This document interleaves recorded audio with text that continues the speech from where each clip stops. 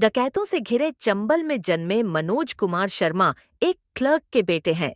उनके पिता एक ईमानदार व्यक्ति एक भ्रष्ट अधिकारी को पीटने के लिए निलंबित कर दिए जाते हैं।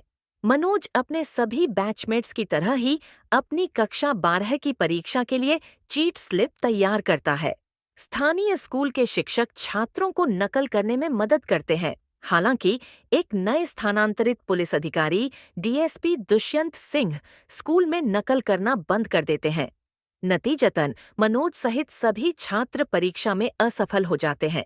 इस बीच मनोज के पिता उच्च न्यायालय में अपने निलंबन को चुनौती देने के लिए घर छोड़ देते हैं। परिवार का भरण पोषण करने के लिए मनोज और उसका भाई एक ट्रैवलिंग रिक्शा चलाते हैं। हालांकि उनके भाई पर विधायक के स्थानीय गुर्गे को पीटने के बाद शराब की तस्करी का झूठा आरोप लगाया जाता है, जब वह अपने यात्रियों को बस में यात्रा कराने की कोशिश करता है।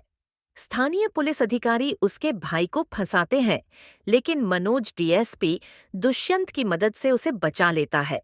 जब मनोज उसके जैसा अधिकारी बनने की इच्छा व्यक्त करता है, तो दुष्यंत उसे नकल करना बंद करने की सलाह देता है। एक साल बाद मनोज बिना नकल किए अपनी परीक्षा पास कर लेता है और बीए की पढ़ाई करता है, डीएसपी बनने के लिए। उसकी नानी उसे ग्वालियर में पढ़ाई के लिए अपनी सारी बचत दे देती है, लेकिन रास्ते में वह अपनी सारी चीजें एक महिला के पास खो देता है, जो उसे बस में सो जाने के दौरान चुरा लेती है। फिर उसे पता चलता है कि सरकार ने अगले 3 सालों के लिए एमपीपीएसएससी के लिए ग्रुप 1 की परीक्षाएं रोकने का फैसला किया है। इससे उसका डीएसपी बनने का सपना टूट जाता है। खाने के लिए पैसे की कमी से जूझते हुए रेलवे स्टेशन के पास एक स्थानीय होटल मालिक उसे मुफ्त में खाना देता है। वहां उसकी मुलाकात प्रीतम पांडे से होती है, जो पीएसएससी परीक्षा की तैयारी करने आया था। पांडे के पिता उसे बुलाते हैं और उसे दिल्ली में यूपीएसएससी परीक्षा की तैयारी करने के लिए कहते हैं।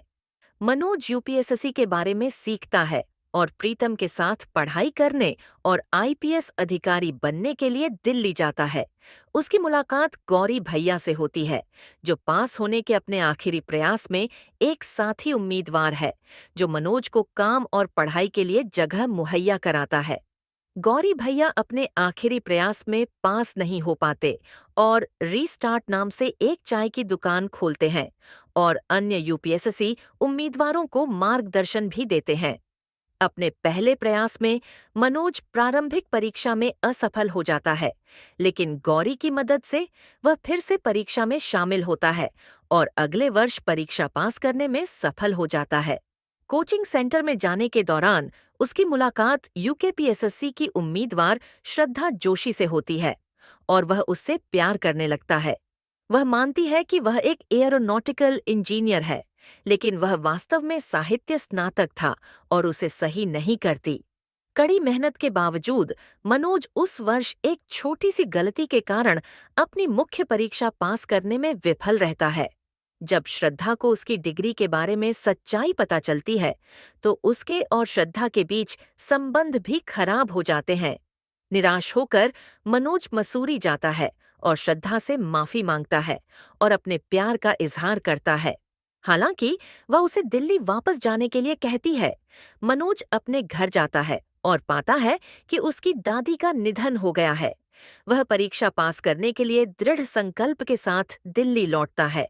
मनोज घर भेजने और अपने खर्चों को पूरा करने के लिए पैसे कमाने के लिए एक मिल में काम करता है, जहां वह रहता भी है।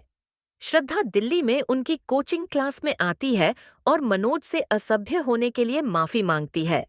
वे फिर से मेल मिलाप करते हैं और फिर से करीब आते हैं। मनोज प्रारंभिक परीक्षा पास कर लेता है और श्रद्धा उससे प्यार का इजहार करती है।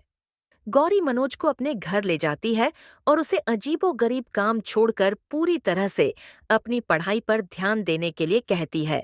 वह आखिरकार मुख्य परीक्षा पास कर लेता है, जबकि श्रद्धा भी अपनी यूकेपीएसएससी परीक्षा पास कर लेती है और डिप्टी कलेक्टर बन जाती है। इस बीच प्रीतम, जो अपनी परीक्षा में असफल हो जाता है, श्रद्धा के परिवार में यह अफवाह फैला देता है कि वह मनोज के साथ सो रही है। मनोज प्रीतम से बहुत नाराज हो जाता है, लेकिन उसे पता चलता है कि प्रीतम वास्तव